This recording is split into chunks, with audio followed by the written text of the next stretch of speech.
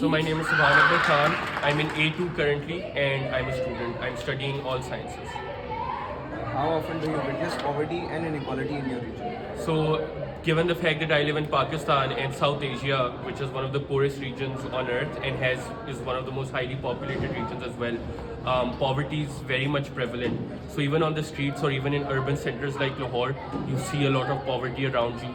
And also in Lahore, you have slums, etc. So I think poverty, for me at least, has been something that I've witnessed on a very large level. Okay, so Subhan, from your perspective, do you think that poverty and inequality in your region is on a rise or decline? So unfortunately, I think it's on a rise, and I think it's because of a couple of factors. So because of COVID and because of the ineffectiveness of the government to have proper jobs programs or welfare programs, I think what that has led to is poverty not only existing, but also because of increasing population and population growth, and that population growth being especially prevalent amongst people who are already below the poverty line. I think poverty is generally increasing, or if not increasing, it's definitely not on a decrease at the level at which it should be. What has Pakistan already achieved on the path to stop the rise in poverty and inequality? So I think what Pakistan has done so far is at least identify that poverty is an issue. I think there was a lack of identification of the issue. You've seen some welfare programs as well. So the previous government started the ASAS program, a social welfare program. So you've seen programs that are being implemented, but they're either underfunded or because of political instability, there's no continuity. So those programs lack effectiveness.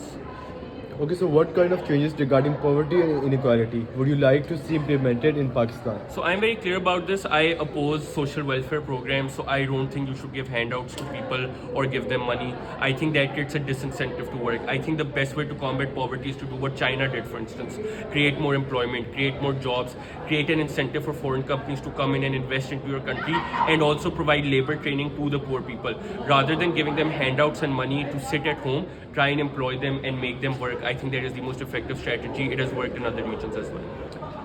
Do you think that the increase in poverty and inequality has led people towards a life of crime in your country? So yes, I think what that's oftentimes called is crimes of necessity, and I think that's very much on the rise. So people, because they're unable to earn, then have to rob other people or other individuals. This was very prevalent in Karachi. It's becoming prevalent again. You're seeing crime on the rise, terrorism on the rise, etc. I think a lot of this is oftentimes the product of poverty, which also then leads to illiteracy because people aren't educated.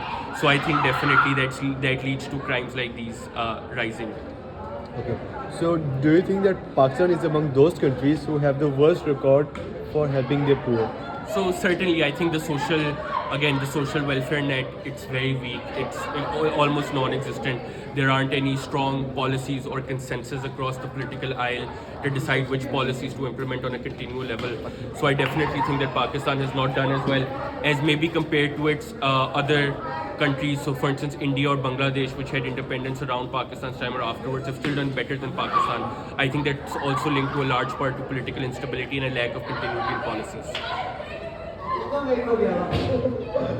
Would you personally pay more taxes if it meant creating more jobs for people across Pakistan? So certainly, I think that there is a need to tax the rich. I think one of the biggest issues within Pakistan and the reason why you've been unable to create jobs is because there's a lot of tax evasion. So less than 1% of Pakistanis pay income tax. So there's only 2 million people and the tax net out of 240 million people.